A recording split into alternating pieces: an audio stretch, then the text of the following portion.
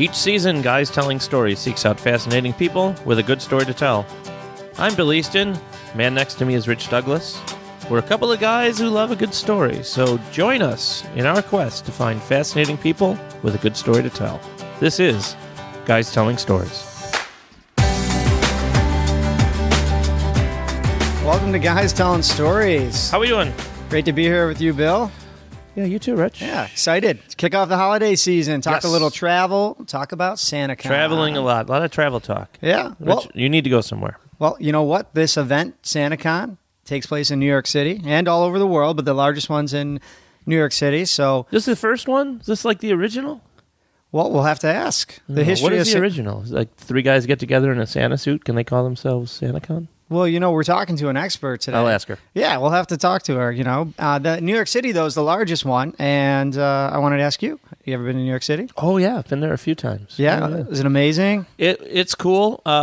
First time I was there was, I don't remember too much about it. My parents took me and my brother. We did go to I remember the toy store. FAO Schwartz was awesome. Second time I was there, I was 21 years old. Okay. And went to see my buddy Brian and going to stay in his house. And we're going to do Times Square for New Year's. Oh, you were? Oh, my gosh, yeah. Oh, Okay. yeah. What a great time. What a terrible idea. To go there. Great to go. I would do it once. Yeah, on kind of like a bucket list. Yeah. What was the challenge of being in Times Square for New Year's Eve? It was so freaking cold. Oh, boy. And you can't, and you line up in grids, so everyone can see it, but only one way does traffic go through across.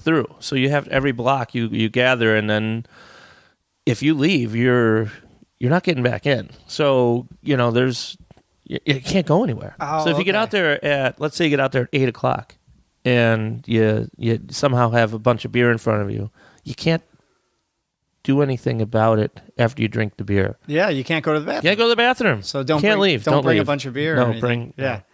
But it was still a lot of fun, and it was really cool. It's something that you should do. But we picked the coldest year I think ever, which was what did the glasses say? Can you remember? might have been 2003. Okay. So it wasn't that 2002? 1999. It had the one? 00s. I remember that. So the best glasses. They fit. Well, same sort of story for me. New York City in December. I just had to visit. I always wanted to see Rockefeller Center, the big tree. I did want to go to Times Square, not for New Year's Eve, but my story is probably because of my favorite Christmas movie, Home Alone 2. Yes. I know every line, and I just had to go to New York City and see it for myself. Cool. Yeah, the problem with getting there for me, I was probably right around the same age, college, and you got to have some money, got to have a place to stay. And luckily, when you go to college, you meet friends from all over. So some Long Island friends offered us a place to stay. And do you remember when JetBlue was new and it was just starting out? It was awesome. It was like $50 flights each way. Who doesn't want a 3-inch TV screen in front of them? Yeah, and then the blue chips, the TVs. It was great. So I think my parents gave me a little spending money, and a buddy of mine went off to New York City. We visited some friends. We took the subway for the first time, and we saw the tree in Times Square, and we made it to that Home Alone 2 toy store. And it's funny you mentioned it, because in the movie it's Duncan's Toy Chest. I think it was FAO Schwartz. Yeah. So, I think it's time to go back sooner than later. And I'm going to bring my Santa suit because of this Santa. I have one too. Seriously, SantaCon in New York City. It's coming up. If you're listening to this live, it's coming up this weekend.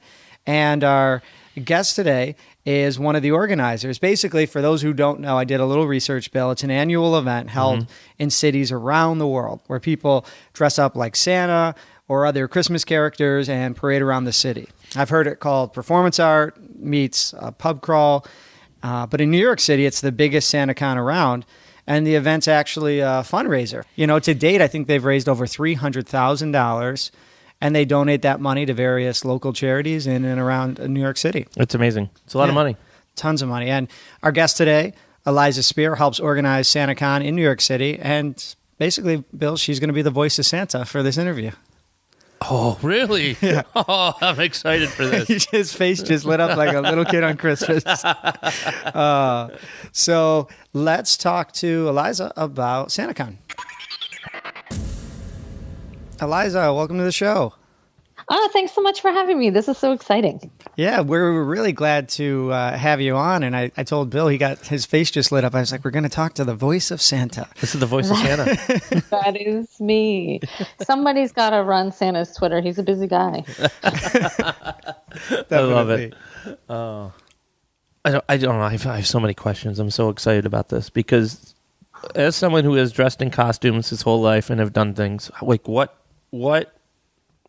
is this? Like, give me everything you can and go. I'm ready. Okay. Well, Halloween should not be the only event we all dress in costume for. Massive costume events for all sorts of holidays are becoming way more popular now because people realize it's fun. You gather your friends, you have a great time, you make these great memories. You definitely brighten people's day who have no idea what is happening on this day. And everybody has questions. Where are you headed to? Why are you dressed all like that? And so SantaCon has become in that kind of broad spectrum of events to dress up for that are not Halloween. So it originated, way back, I think it was 1994 in San Francisco, where a group of people who like to do different street theaters and absurdist events got together and decided to do an event poking fun at the commercialization of Santa, of Christmas, of this holiday that's gone sometimes grossly out of control. So in that situation, that there was a smaller group of Santas, and they marched through department stores. They did ridiculous scenes in the street. They did dances together. They did a conga line or whatever many silly activities that they did, and it got people's attention and just kind of poked a little fun at Santa and poked a little fun at Christmas. So we like to keep that spirit of the event alive. Keep it weird, keep it absurdist, try to let people know like it's okay to, be fun, act silly, be a child again. SantaCon is an excuse for you people without children to go out and say, all right, let's go celebrate. Let's go have a good time. Let's dress as Santa and a reindeer and a snowman and an angel, and let's make a day of it. So we're just excited to try to keep that spirit of fun, giving, frivolity all alive every year around this time. So Yeah, we're the first Saturday of December is always in New York City. That's always going to be SantaCon Day. Yeah, for those that are listening, I mentioned it in the intro. It's this weekend. So, yes. If you happen to be in Brooklyn, New York City area, you're visiting Long Island, family and friends, Anywhere on the East Coast. Yeah, basically find your way there. But Eliza, you will be amazed. The Santas are everywhere. They take over the whole island of Manhattan. Oh wow! It sounds like the history of this thing started almost like a flash mob of Santas before flash mobs were even a thing. And it sounded like a really, really good time. And it's progressed now. It's got more than 20 years. So it's still the merriment. It's still over the top with costumes. Yeah. Does everybody have to dress like Santa? Is that a rule, or are there other costumes too? We encourage Santa and holiday self-expression. We've had many Hanukkah Harrys. My friend was a menorah last year. It was very impressive. He made each of his gloves into a candle, and then the main candle was his head, where he had another flame. So when he held up his 4 fingers on each side, he was a delightful menorah. It certainly delighted everybody who saw him. And if you want to take Santa and you want to make a hip-hop Santa, if you want to make a pirate Santa or a zombie Santa, we encourage these different permutations of the holiday because it really shows people creativity, and it really brings a smile to people who, A, have no idea this event goes on, and then B, just love the creativity. I mean, we've had abominable snowmans, a fireplace, a nativity scene. Anything is possible. That's funny. Yeah, they were really popular. When they all stood together, it was a showstopper. Yeah. Oh, I bet. Why is that guy dressed as a donkey? Oh no, he's part of a bigger group. You take one piece out of the group, it didn't function as well. But when they all stood together, it was something. So, who's the oldest? Who is the oldest participant that you have seen? Because this seems like a kind of a generational thing, but some people do make a family event. Yeah. We've heard from people who say, this is the event that my family looks forward to and gets together for, and definitely has multi-generations of their family coming together to participate at SantaCon. I don't know if I could say who the oldest is per se, but it runs the gamut from all ages, that's for sure. Well, everyone's dressed like an old man with a white beard. That's true. So. Yeah, sometimes that can be confusing. What's a real beard? What's a fake beard? There's some really convincing fake beards. Exactly. Well, so moving us along, how did it get started in New York City? And I'm thinking, over the years, it had to sort of, like word of mouth, and the internet was just getting started in the mid-'90s. But, what's the history of it in New York City?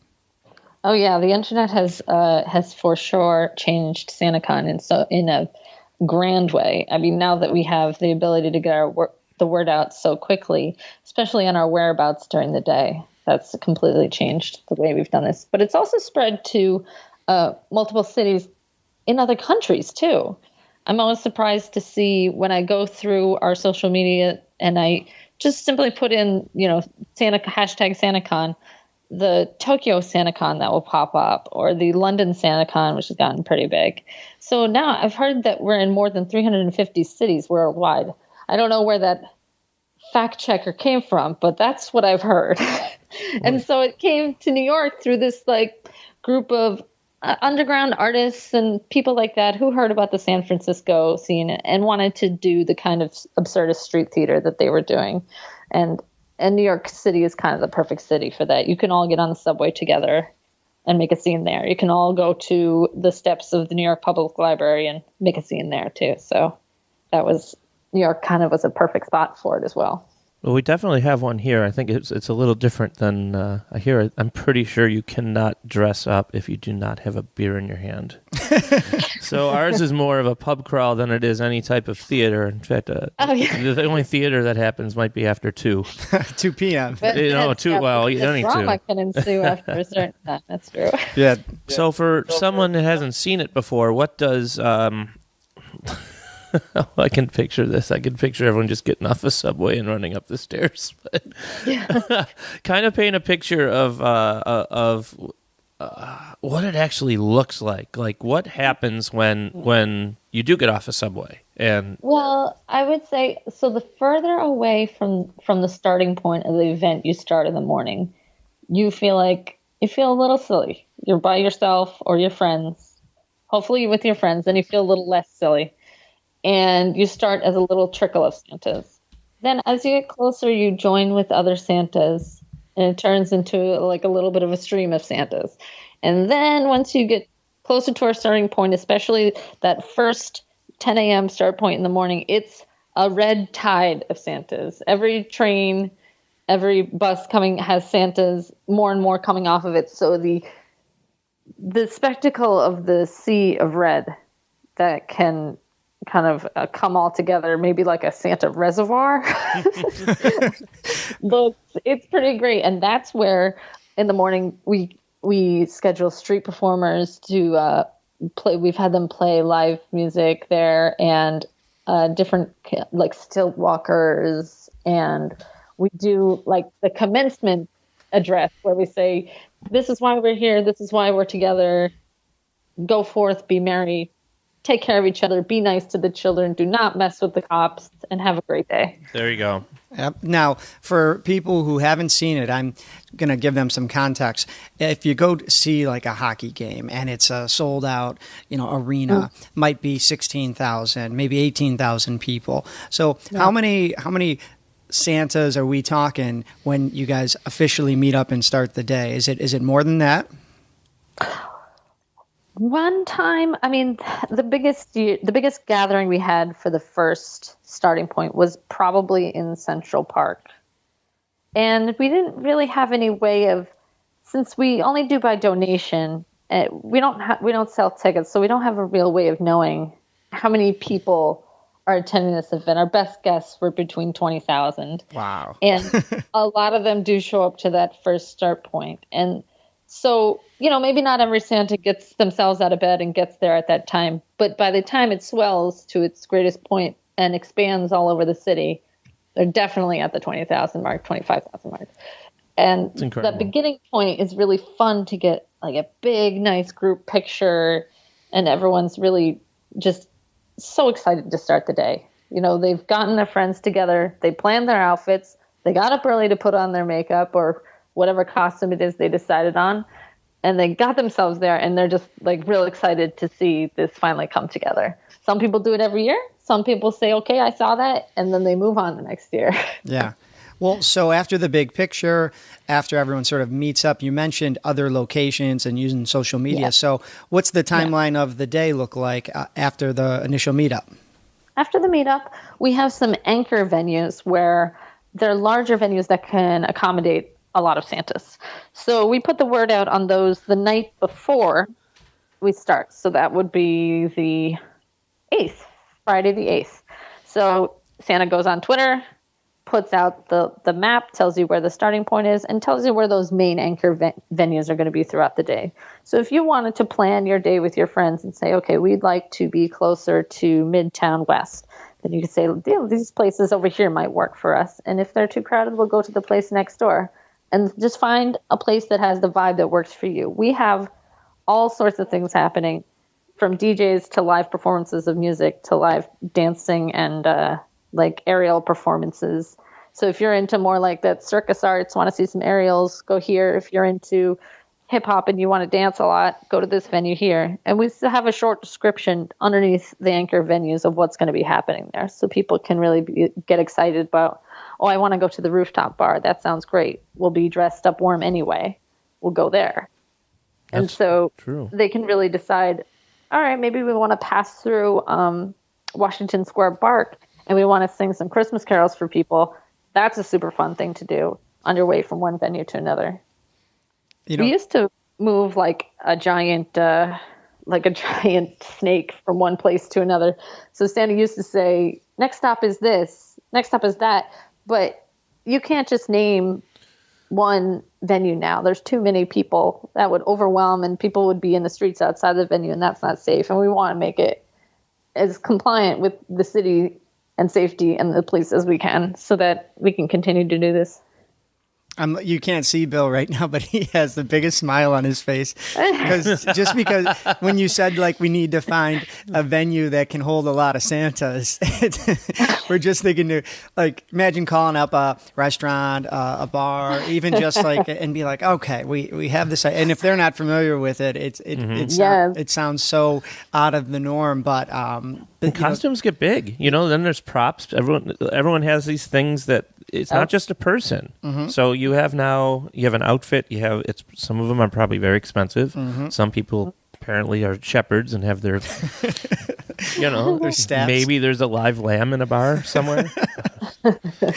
I had I was Queen Frostine one year, and I had a very large snowflake staff. I think it was on a 6-foot wooden dowel, and then it had a foam light up snowflake at the top. And I slammed it in a cab door because I didn't realize how big it was.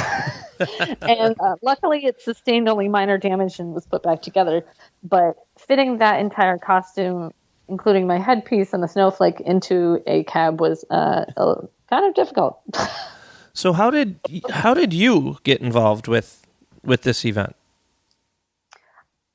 It's kind of like one of those things, if you start hanging out at a bar long enough, they'll give you a job.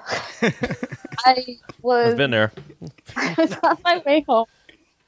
It was a normal, boring Saturday evening in the city. I don't want to say boring. Every night's exciting here, but nothing before this happened, nothing remarkable. And my friend Aaron and I were taking the subway home, and the doors opened, and an absolute mob of Santas ran in. And they were singing Christmas carols and yelling, ho, ho, ho, ho, ho, ho, ho, ho, ho, ho. And they ran in, smushed us all into the car, and they were just having so much fun. I thought, where are you guys going? I definitely want to come along. So we asked them they were going. They were going to Brooklyn. And so we followed them. We went all out to these cool places I didn't even know about and took over the dance floor as a mob of Santas. And we had such a blast. Luckily, I did stay in contact with one of the people there who turned me on to some other costume groups in the city that, really are into the idea of costuming all year round and costuming as a creative expression and radical self-expression and all that stuff. So that was a great intro into this little subculture world in New York. And after I started going many, many years, and then I learned some of the people who I already knew come to find out that they were organizers. And so I said, well, here are my skills. Here's what I can help you with. And now I've been doing it for a few years, and it's been great. That sounds amazing. Just the whole idea and the growth, and we haven't even touched on one of the most important parts of this is the money you raise. And I mean, tell us a little bit about how that works and what you plan on doing this year with it. Sure. We're all volunteers who run this event. We don't get paid. And the reward for us is being able to give such a large sum of money to charity that, as individuals, we would never be able to do on our own. So we've kind of estimated that we're over the $300,000 mark of giving to charities. And we like to pick New York-centric charities, or we like to pick one that has something to do with children and one that has something to do with a food bank. We've picked City Harvest in the past. We do ones that support the arts, like Material for the Arts and Dance Parade. And so these things that, nowadays may seem less important, but it is still important to keep these things alive. Creativity in the arts are really an important outlet for some people. And it's a way to express, displeasure they might be having with what's going on in the world today, or that kind of thing. So we try to support the arts as best as we can. And then the other charities that we pick, usually to do with food or to do with shelters and homeless shelters that might house children and that kind of thing, because Santa's mission would obviously be the kids. And so we make sure that we're able to collect this money and then pick the charities we think are working out best for us each year. We haven't finalized. This week we'll have our final meetings to pick the names that will end up on the SantaCon.NYC website so that you can see which charities the money is going to. So basically your $10 donation at SantaCon.NYC gets you access to the big venues. So at the door, you'll have your Santa badge or your Santa necklace that will prove that you donated it already. And you can pick those up at the venues. They'll have with your proof of donation via PayPal receipt. And then you'll have that badge or necklace the rest of the day that gets you into all the venues. So that $10 not only goes to charity, but gets you in all the cool places where all the Santas are. So it's like a nice win-win situation there. Definitely. So you guys are hoeing for a cause. I was waiting. I knew something was coming. He just looked at me and smiled and goes, Well, I'm serious because try to follow me here. Think of another event that is organized internationally just at a certain time every year. I'll use Oktoberfest as an example. You could go to Germany. You probably have one in your local town. I'm sure there's a ton in New York City.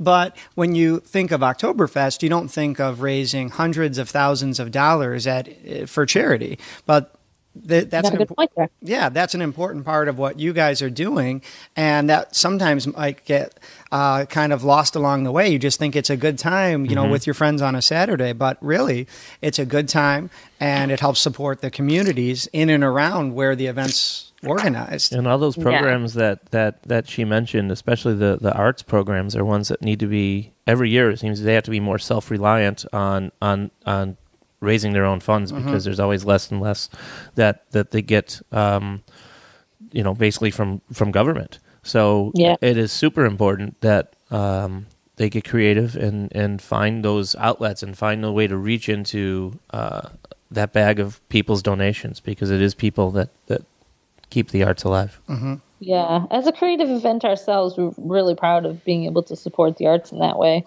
And that way, year-round, other events can happen, and they can have the materials that they need to continue these things, to keep them funded. Quick break to talk about podcasterstory.com. It's the holidays, and you can show your appreciation by giving a gift to someone you love. And what better gift than recording their life story with podcasterstory.com. Imagine mom, dad, grandpa telling their world what Christmas was like when they were growing up.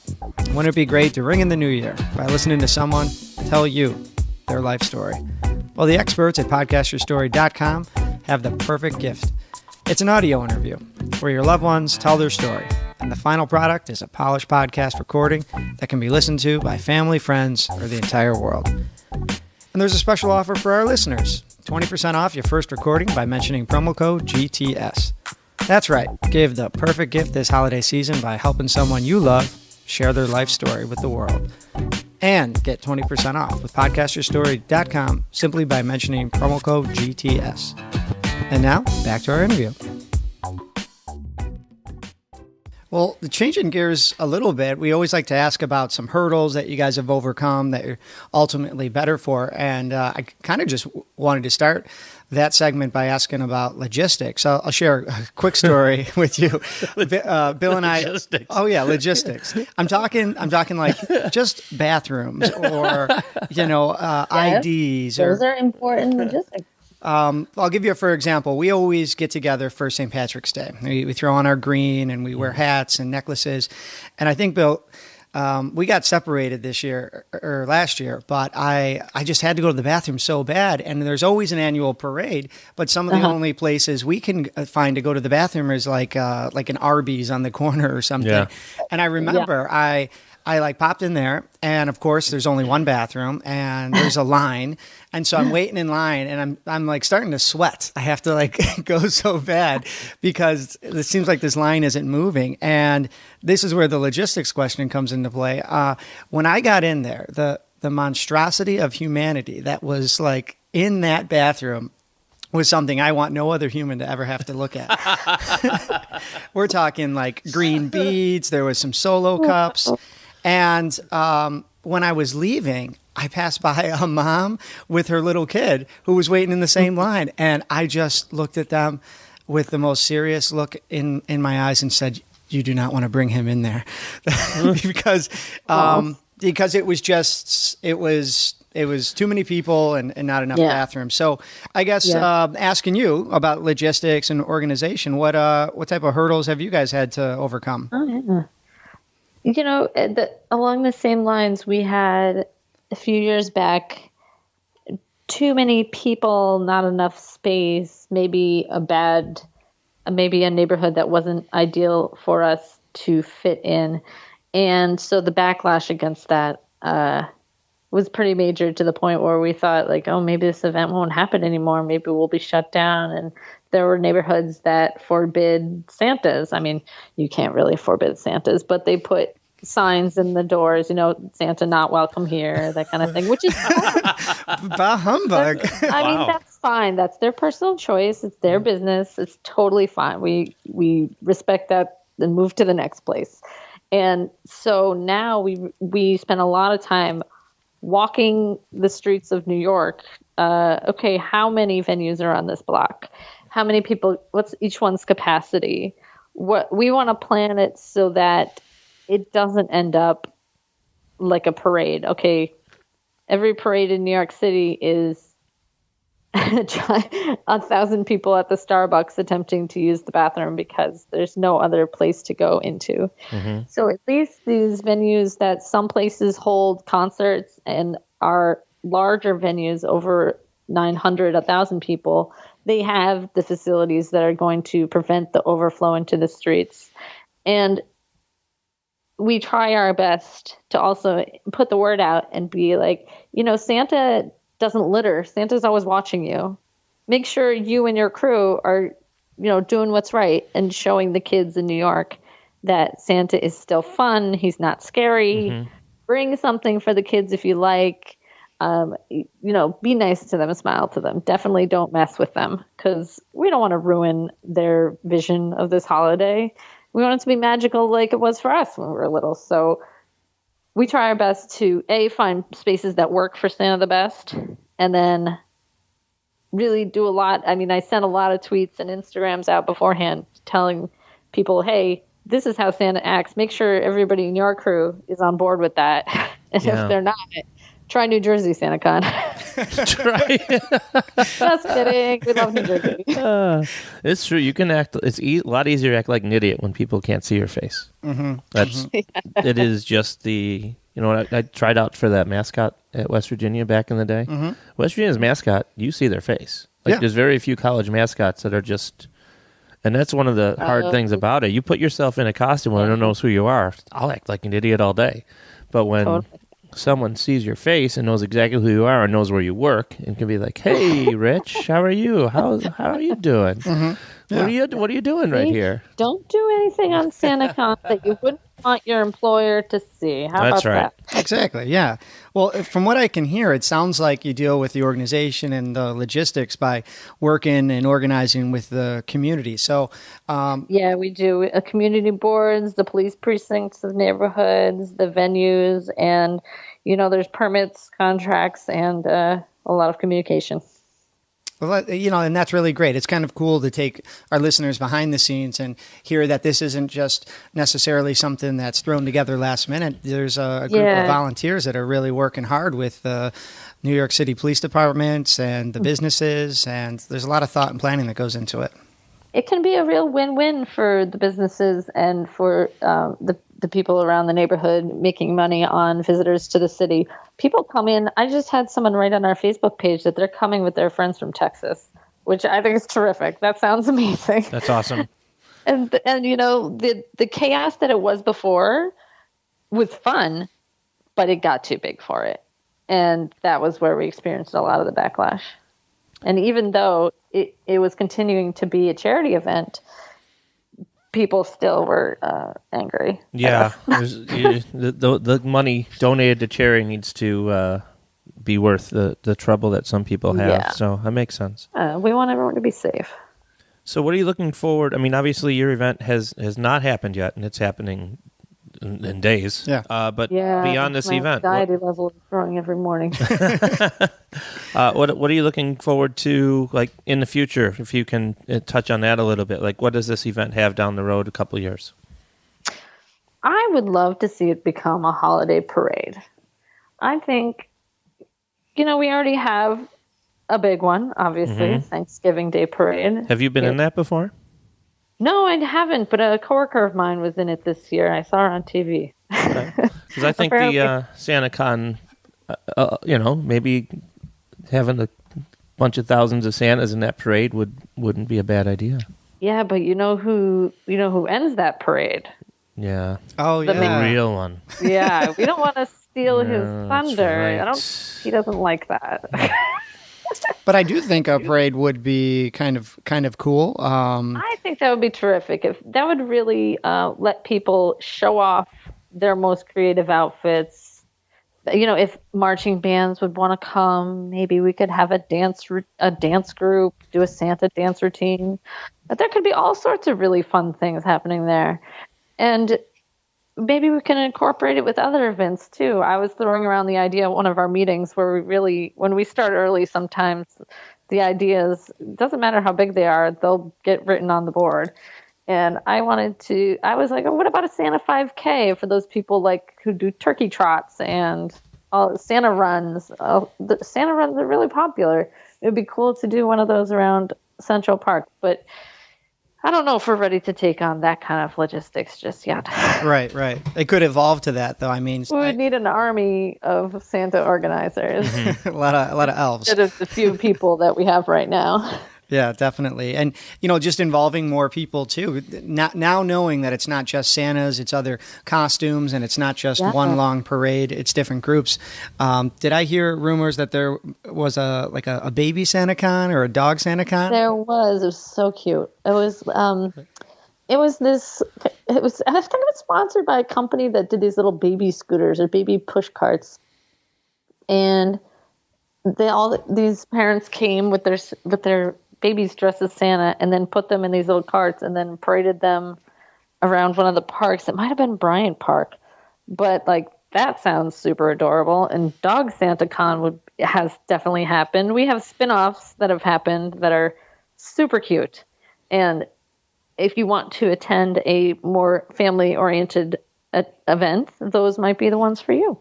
Dog SantaCon and Baby SantaCon. There's nothing cuter than, pictures of babies and pets, like on the internet. So imagine them all dressed up like baby Santas and little doggy Santas with little white beards or cats, whatever your thing is. Yeah. Love it. Oh, a cat SantaCon I could see being a big disaster. Well, we'll just have to kind of let the cat enthusiasts tackle that one then. Wrapping this thing up, this is a locally organized event, and in any city, in any country. What advice would you give? You guys are the largest. What advice would you give to somebody that's looking to organize one in their local town? Or any type of, it doesn't necessarily need to be a con. I have a feeling the advice she's going to give is, like, she's out to kind of have fun and raise money. Normally we talk to people who are setting a path, and I'm curious. I like this one. Yeah. So what advice would you give to those people? I do another kind of gathering event called Onesie Wednesday in New York City, where we wear onesies and go out, and we've gone ice skating, and then we've gone to the botanical gardens, and we wear our onesies. So from about October to it gets too warm, we do that once a month. And I found that the best way to organize that as well was to go out and talk to some venues, some managers of places, call people up and just run the idea by them. Make sure you have a clear description of what you're going to do. Because some people think like, ooh, that sounds weird, I don't want that. But make sure you have a description of what you guys are going to be doing. So we're just there for having fun. If you want to do your own SantaCon, you have your own charity in mind.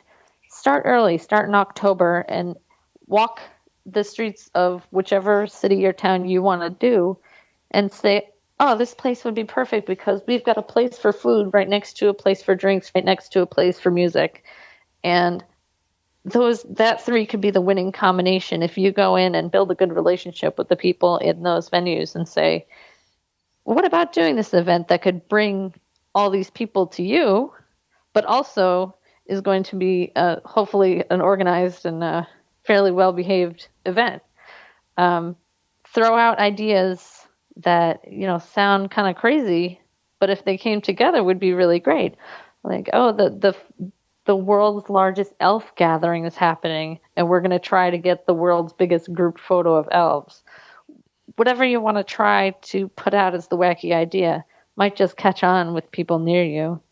And, of course, use that social media to the best of your ability. Stick with it. Because Facebook algorithms can be difficult, but people are only going to know about this stuff if you continue to tweet, Instagram, and post about it, so that they know, like, hey, neat creative stuff is happening in my town. And I thought I was the only weirdo who wanted to do this. You're probably not the only weirdo who wants to do something. And this is like, what a great creative way to raise money for charity around the holidays. Yeah, right on. As I expected. That's good advice. That's great advice. And Eliza, if people wanted to find out more about the SantaCon that you guys organize, where's the best place for them to go and check out your social media and all your information?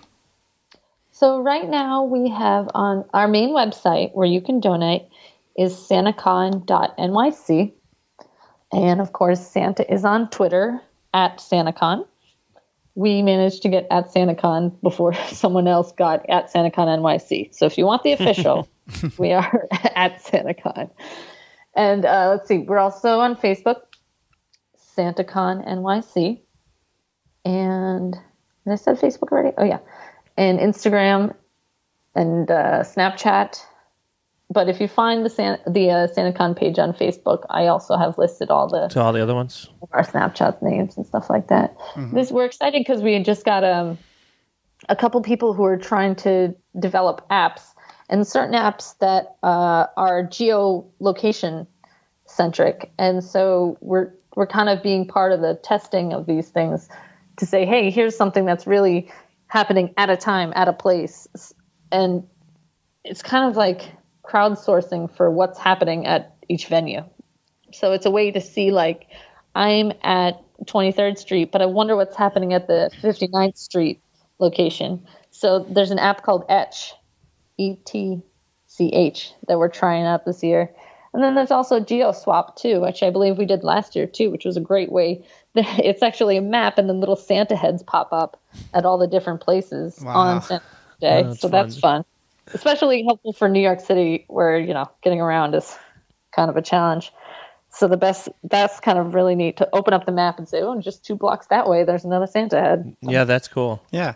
And if you can't be there, this year, it's only a couple days away, and you want to check it out. Of course, I know you'll probably post pictures after the fact, but those Instagram and Snapchat stories this Saturday should be pretty incredible. Yeah. Yeah. So Snapchat stories, will be at SantaCon NYC. The Instagram also at SantaCon NYC. Mm-hmm. Oh, awesome. Well, Eliza, I think you did a great job being the voice of Santa and just telling us about the history of this event. I can see it in years to come just be something that people put on their bucket list if they don't live in New York City, and if they do and just haven't checked it out yet, they're going to check it out. If you're listening to this and have a SantaCon in your area, feel free to message us, and we want to know where yours is. Other people do it. Yeah, I want to know how it's been going for other people starting their own, and see what kind of successes they've had. Mm-hmm. We could swap advice. That would be really neat. I agree. Awesome. Well, Eliza, thanks so much for taking the time to speak with us. Yeah, especially now. So busy, I'm sure. Yeah, just a few days away. But and best of luck with the event this year and for years to come. Thank you. The elves have got to hustle the next few days, but we're confident it's going to come together. All right. Awesome. Eliza Spear, voice of Santa. That was fun. Yeah, I knew this would be a fun one for you because you you love dressing up, you love these events. But I did think it was really cool that if you wanted to make it to New York City before the hubbub and everything, trying to see the tree, or you mentioned Times Square in the intro, you could go that first weekend and do a really cool event and see all parts of the city, everything from Brooklyn to the Island to everything in between. Dressed like Santa. Dressed like Santa. Yeah. So you think you might go, Bill? I would love to go one day. I'll go with you if we want to put it on the travel list. I would like to see the tree. Central Park. Yeah, the whole thing. Mm-hmm. Going there for New Year's, it was all still there, but I don't remember stopping at the tree. I don't think we did. I think it was still up, obviously. They keep it up until sometime in January. But we didn't spend any time there. It was kind of, you do what you do when you're young. There's the tree. Let's go to the bar. Well, I got an idea. What's your idea? I was thinking we can't make it down to SantaCon this weekend. How about we do some T-shirts for the season? I'm in the holiday season. Sure. The spirit of the holidays. I was thinking. I like T-shirts. I'm wearing one. It's getting cold. We got winter's coming, snow's coming. Christmas is coming. Santa's coming. Santa's coming. Yeah, so let's do some Game of Thrones inspired T-shirts. Okay? That winter's I get it. Yeah, I get it. Yeah. So, guys, be on the lookout for that. I think we haven't done a T-shirt in a while. My brother's getting a T-shirt from Game of Thrones this year. Oh yeah. Oh shoot! Nobody's not listening. That was his present. Yeah. Well, hopefully you didn't spoil it for him. But guys, if you want to check out the shirts, we'll have those on our website. Now he's getting two. Tab. He's definitely getting two now. Yeah, I want to get the Santa one. The Santa is coming. I can just see that on the shirt right now. All right. So John's getting. You might get more than one now. Yeah. Well, guys, this has been another great episode, a really cool event, and we're glad to spotlight that.